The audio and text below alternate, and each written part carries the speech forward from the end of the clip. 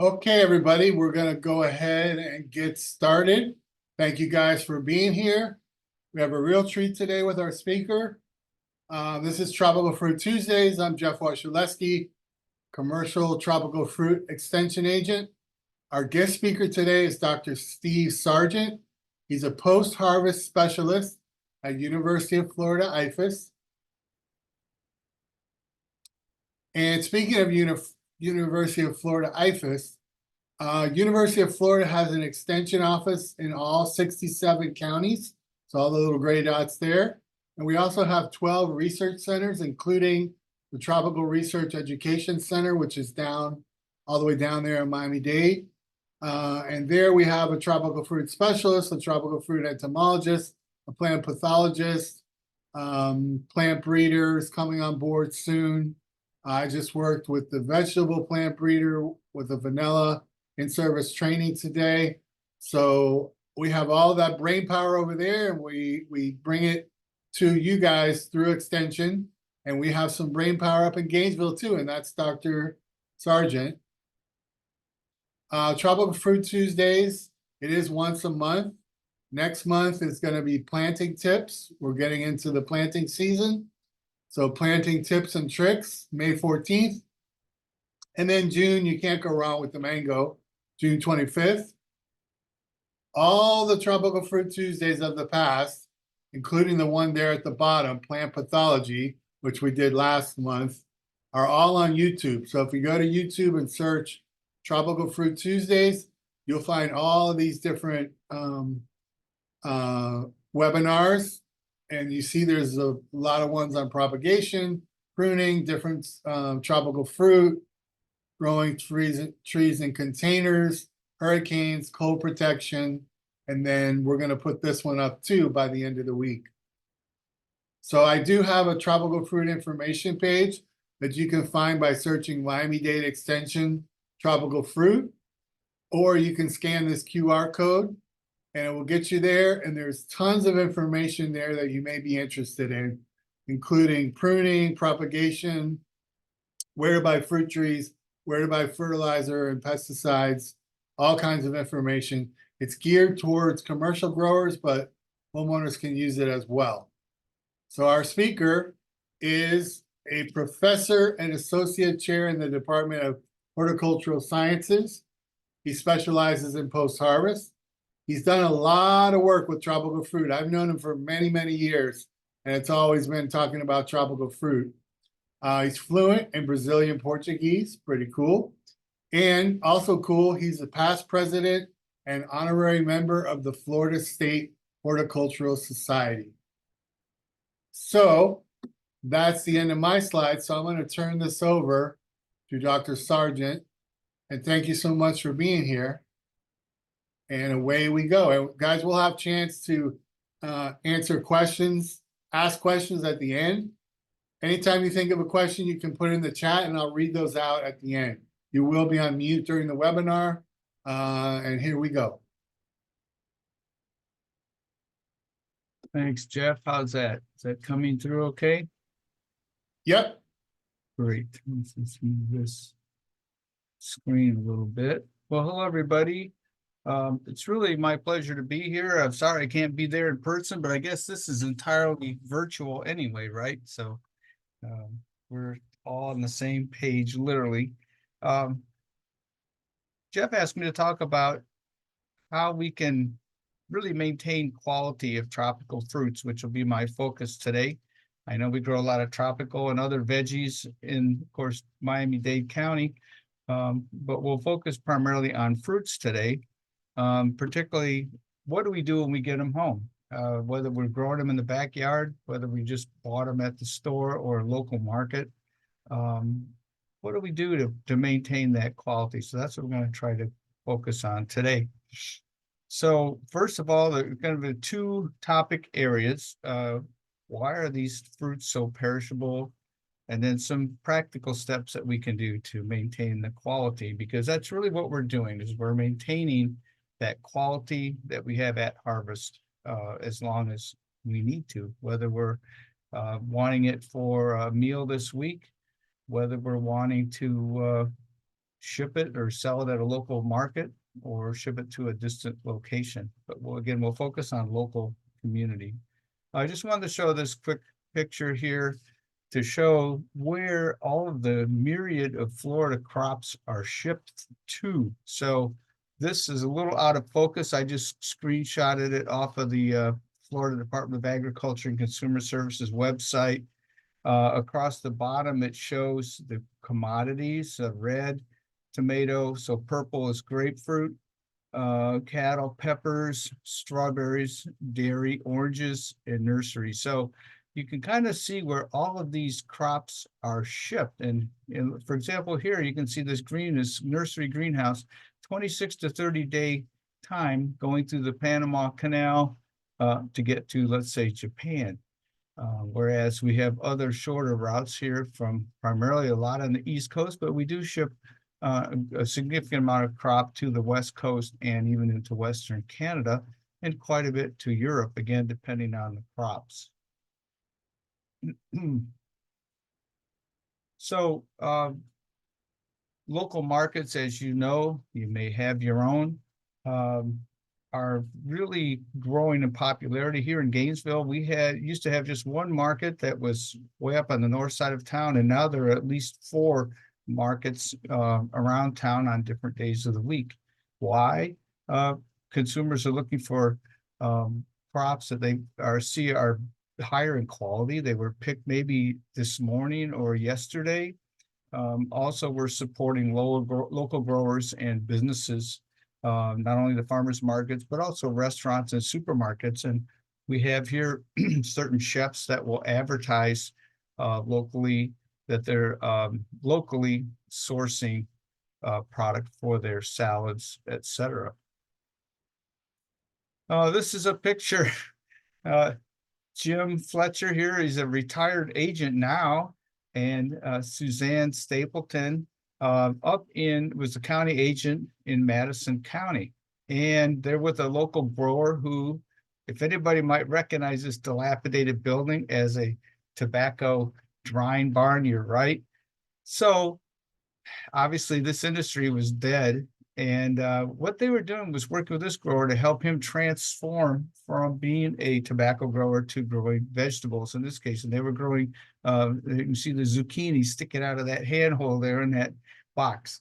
And so the idea is, as Jeff mentioned, we have county offices all over the state, and our agents like Jeff are so valuable to our grower community in helping not only promote local or currently grown crops, but also helping look into potential new crops. And going along with that is our own Florida Department of Agriculture and Consumer Services, which also has a bunch of services, but including the marketing group, which promotes the Fresh from Florida logo. And you may be aware of that if you're selling your own product, there are certain minimal qualifications, but you can then put the Fresh from Florida logo right on your crop. So just very quickly go over some of the trends in grocery or particularly fresh produce. You may notice just how fancy the produce department is in most supermarkets these days. And this was I thought, a clever idea here. Instead of having huge display bins and whatnot, these crops were placed on individual trays. And the idea was that even though that's a refrigerated display case, these crops were put out in small portions. And the idea is you don't have this huge bunch of crop laying on this display case that you don't know how old it is. Some of them, may sit there for more than a day. In this case, these crops are taken off quite quickly and then replaced. So again, high turnover to minimize losses at store level. Look at the great variety. I mean, look at the number of peppers here in this case. All these are just a whole mess of peppers that we could choose from. And of course, the highest profit margins in supermarkets are in both the produce deli sections, is what they tell me. And sales are greater than $80 billion a year. This is at supermarket level. And just quickly, other things that we notice, of course, in the supermarket, organic crops, more and more popular these days. We also have value-added crops, I'm calling them, where we're taking fresh produce items and making them very easy to use. These are protected in these overwrapped trays, for example. Here you have yellow potatoes, red potatoes in the bag ready to put in the microwave. Of course, fresh cut fruits and vegetables. We have definitely the convenience of them.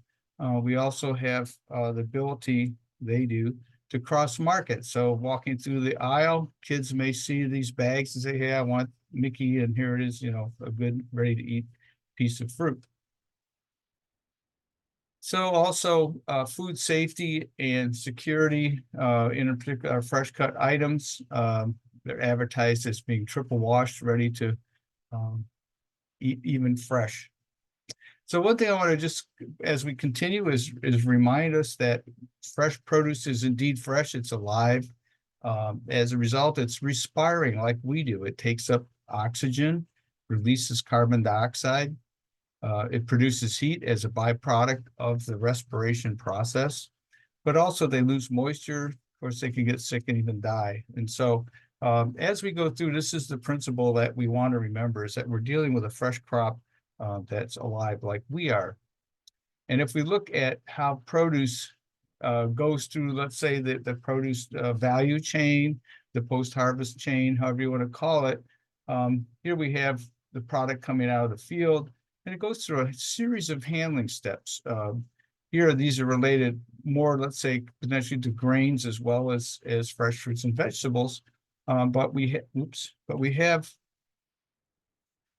many steps, and at each step, there's an opportunity to lose product.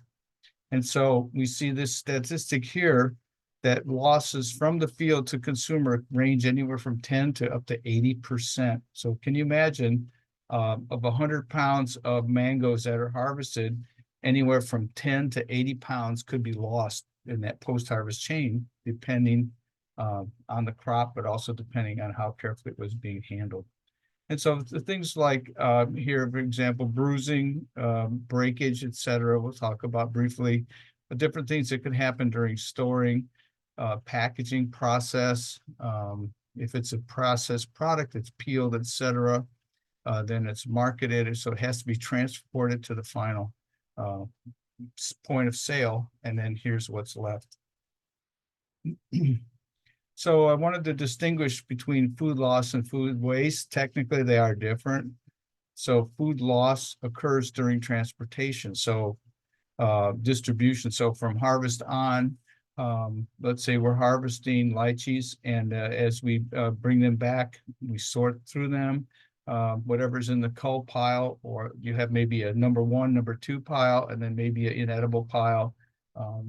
Those would be losses, as opposed to food waste, which is what we do at the consumer level. In other words, USDA did a study a few years ago where they calculated that up to 30% of our fresh produce is thrown away at home. That's a pretty sad statistic, isn't it? In the US overall, over 80 billion pounds of food, now this is total food, not just fruits or vegetables, discarded every year, equivalent to 1,000 Empire State Buildings in volume. It's an unbelievable number, isn't it? 40% of the US food supply is wasted every year. That's 219 pounds per person, or roughly $1,600 thrown away per family. So it's, again, that's one of the reasons why I got into this area, was just to see if we could reduce, even reducing by a couple of percent, the losses overall can result in a significant amount of savings, right? So basically what we look at during post-harvest handling is we want to minimize mechanical injury during harvest and handling. We want to store under recommended temperature and relative humidity conditions. And we want to minimize the risk for cross-contamination with human pathogens. And food safety is so important. It's really the thread all the way from production through harvesting, handling, and shipping, right? no one wants to get sick from food poisoning. Some of those organisms are quite nasty and can even be fatal. And so no one wants to contaminate their product with that. So here's a few what happened questions. What happened to this tomato? A nice curved wound here from what? A fingernail puncture. This happened during harvest when that fruit was a lot greener. And during the ripening process, you can see how there's actually some fungus growing in that cut. Bruising on these pepper, you can see here where a bruise occurred at some point, probably near harvest. And this was several days after harvest when we were looking at the quality of these peppers. It was about a week later. And you can see how where that bruise happened, the impact happened, it started to shrivel at that point, lose integrity. This is a tricky one. What is this? These zucchini actually were hit by hail, and they were sorted out in the packing house from hail damage. That's something you don't see very often. So harvest maturity is so important. And with fruits, it's very critical. Why? Because in the post-harvest world, we have lots of groupings. So one of the ways we group products is whether it'll ripen on the plant or off the plant, okay? So we have a lot of fruits that we consume can be picked at what we call full maturity. In other words, they finish growing and now they're starting to ripen. And this purple column here on the left are those fruit we call a climacteric fruit.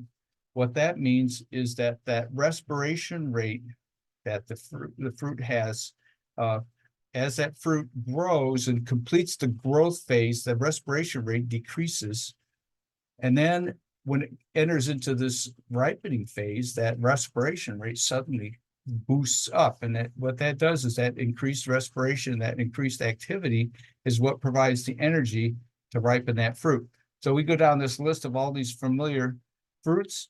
You can see avocado, for example. We know when that Lula or that Booth avocado is picked, it's rock hard green, right? And as that starts to ripen, it's going through that distinct ripening phase off the tree until it gets to the point where we're ready to eat it. But this is in contrast to fruits that must ripen on the plant. And so we have a number of fruit here that you can see. Citrus, of course, longan, loquat, lychee, pineapple, tamarillo, carambola even does not ripen off the plant. What does that mean? It means that, for example, the case of carambola, we did some studies several years ago where we picked them at breaker stage, where you just saw the beginning of color transformation. Yes, the fruit will change and it will go through yellow and even to deep orange overripe color, but the internal quality does not change. In other words, it doesn't get any sweeter. So that's one of the characteristics of what we call a non-climacteric fruit that does not go through this boost of respiration during ripening. Oh boy, I got to keep talking faster. Fruit maturity is an example of guavas that were picked green in the same box, and you can see they ripen at different rates. So that's a challenge post-harvest, because you can see dents in some of these fruit where the hard fruit that was ripening slower basically smashed in and deformed the fruit underneath it. So that's definitely a problem over time if you're shipping it any distance. We did some studies with pitaya. Quickly, these were picked at half, 3/4, and full red stage. And this is day 0, day 3, 6, 9, and 11. So you can see those that were picked at half or 3/4 color, as we called them, did go ahead and ripen up, and it took about 11 days. Those that were picked full red had about a 9-day shelf life. This is at ambient temperature, roughly 68 degrees Fahrenheit, 70 degrees.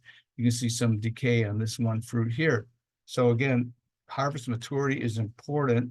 Another characteristic that's important is that tropical fruits and other fruits can lose moisture after harvest. Here there's a strawberry and an avocado that are underwater, and there's air above it, and we pulled a vacuum on the airspace, okay? So we lower the pressure inside this very rigid glass jar, And then you can see that these bubbles form. Now, where these bubbles come from? Well, this is air being sucked out of the inside of the fruit. So all fruit has air inside of it, has air passages between the channels. That's what allows it to take up oxygen, give off carbon dioxide. And this shows us that these are the points right around the little achenes, or the little seed-like structures on the strawberry, or the lenticels on this avocado, where that air or gas exchange occurs. And that's how these lose moisture and therefore shrivel after harvest. So that's a concern, is humidity. The other concern is they're sensitive to low temperatures. These are some defects we saw in the pitaya handling case here. We have these yellow lesions that developed. We were not really sure. They weren't some kind of pathogen, but they did develop on the peel. We had scale drying. You can see how the scales are drying down. It becomes unsightly, even though the pulp itself is still good. But we can also get fungal infections, and we saw those at that cut end here during storage. All right. So some, wait, read the top of my picture. So what about storing things at home? Temperature and relative humidity are the greatest benefits to us, maintaining a proper temperature and relative humidity, but it can also be detrimental if we're not careful. So we can start out with this, but in a few days we might end up with this. So how do we avoid that, or at least reduce that? So temperature is the first thing I'll talk about. It's so important that if you're going to hold anything for a day or so, more than a day or so, you really need to refrigerate it. And we can group, again, crops by their sensitivity to temperature. And so a lot of fruits and vegetables can be stored down to literally to freezing, to 32 degrees. And these would be crops like apples, carrots, cabbages, broccoli, those type of crops that tend to have originated from some type of a northern climate. We have fruits like tropical fruits that, however, must be maintained at somewhere above freezing, somewhere usually above 41 degrees or even 50 degrees or higher.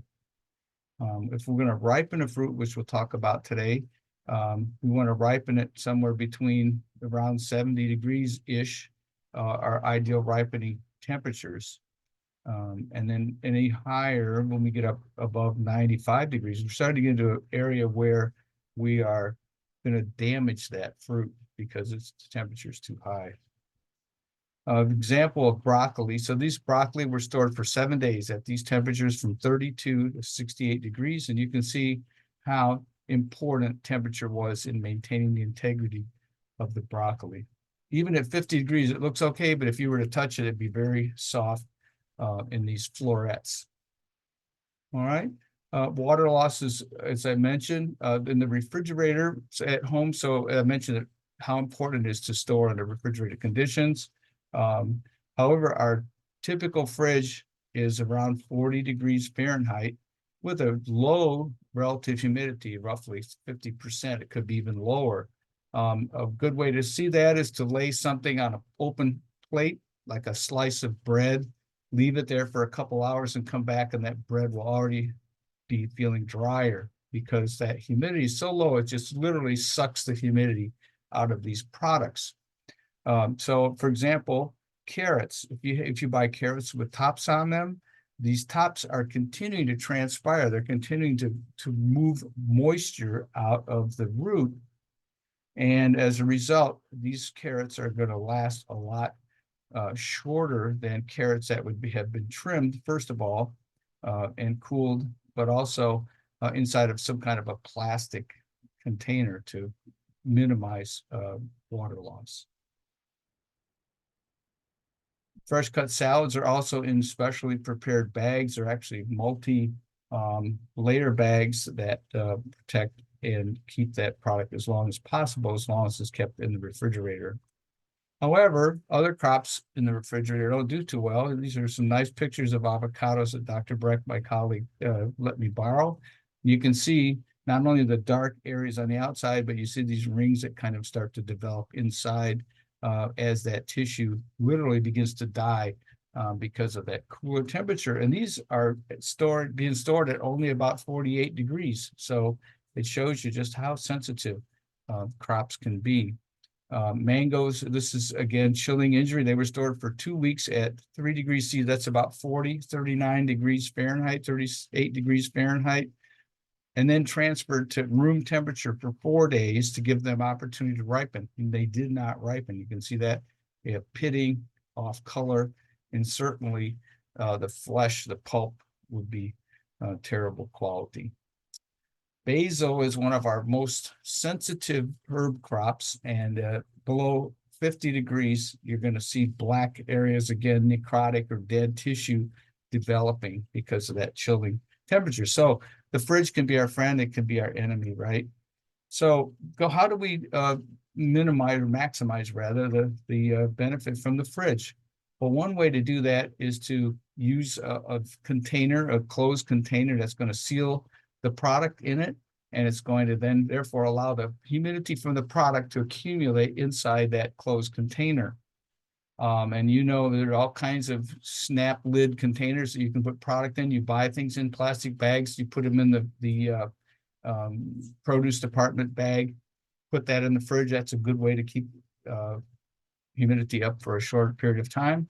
We did some work with Tupperware and helped develop this first Fridge Smart model here that used 2 vents here that they then would open or close 1 or 2 vents depending on the product. So in other words, a high respiring product like broccoli, if you put it in a sealed container for a few days, it'll use up all the oxygen and develop off odors, and other crops as well. So what they developed, we actually helped develop, but they came up with this cool code system here where they have the different commodities, and then they have which vent should be open. So they came up with a sliding vent where in the middle it's sealed. One side it has a small opening, and if you slide it to the other side, it has a large opening, so that higher respiring crops like broccoli, you would leave it at the wide open stage, whereas some crops you could actually seal it, like with, let's say, blueberries, for example. Okay, there's some other, of course, commercial products out there for, again, refrigerated storage. They all have vents that allow you to adjust them and minimize the accumulation of water inside. Also, you see a lot of crops that come in what we call plastic clamshells with vents. They have vents all the way around them. Those have helped as well to maintain a mini environment inside the fridge of high humidity. Okay, what about ripening on the countertop? So you buy something that you want to ripen, or you pick your mango. It may not be ready to eat. Your passion fruit may not, although passion fruit basically is ready to eat when it's ripening, we found. But if you want it to color up another fruit, you leave it on the countertop. And we did some studies a few years ago now where we looked at how can we ripen them on the countertop and get around air-conditioned environment in our homes, which tends to be, you know, somewhere around whatever you set up, 75 degrees, 73 degrees. But the relative humidity inside the house is low at about 50%. And so if you leave something on the countertop, I noticed, you know, at home that things would begin to shrivel even before they were ripe. So we proposed this project, and we looked at it, and we developed a lid here that has perforations. You see these little perforations all across it.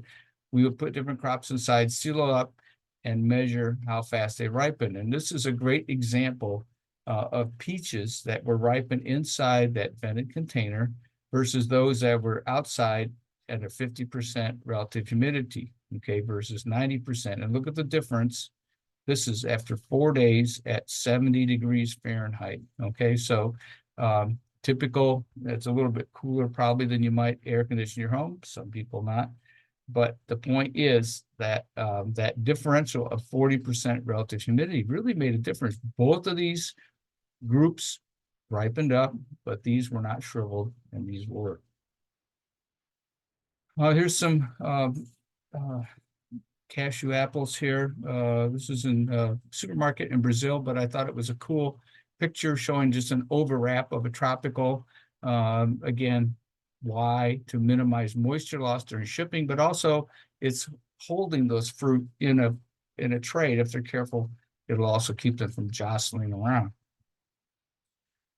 Another more recent innovation is this plastic clamshell base with a heat-sealed lid.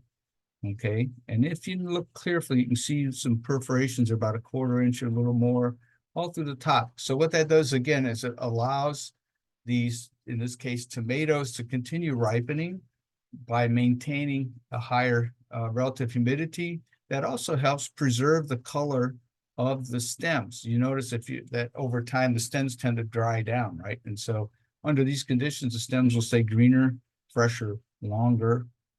And of course, this allows you to peel back and take the product out and then put it back and reseal. You can see now, these have been there for over a week in my kitchen, starting to shrivel up a little bit, right?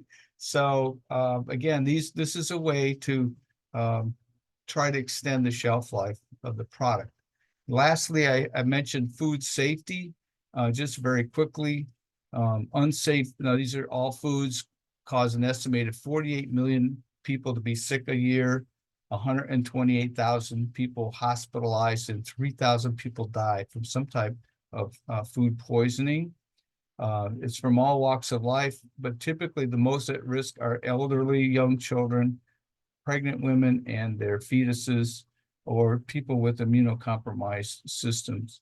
And so it's very important, again, that we do our part to minimize the cross-contamination. Really is what it is, isn't it? Bacteria and fungi that attack the fruit itself are everywhere, right? They're in the air, they're in the field, they're there, but the human pathogens have to be transmitted either from an animal or from an unclean human. And so in the kitchen, just some points here. This is again from the FDA, the Food and Drug Administration. They have the food safety, a lot of food safety info. Refrigerate the food promptly when you get home. Again, wash hands and utensils often. My wife has even started spraying alcohol around the sink area after she's done cleaning, particularly raw meat or something. Cook to the right temperature, of course, but also don't cross-contaminate. In other words, don't use the same cutting board for meat and then bring out the veggies for your salad and cut them with the same implements, right? There's a good way to transfer. So some very quick points there.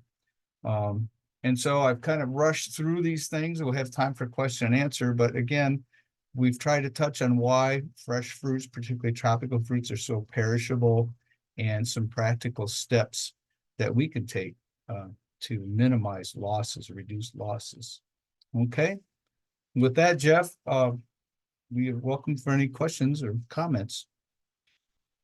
Hey, thank you so much. That was really good.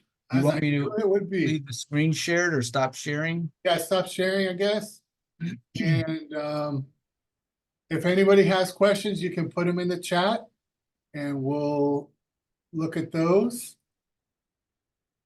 I'm gonna stop recording.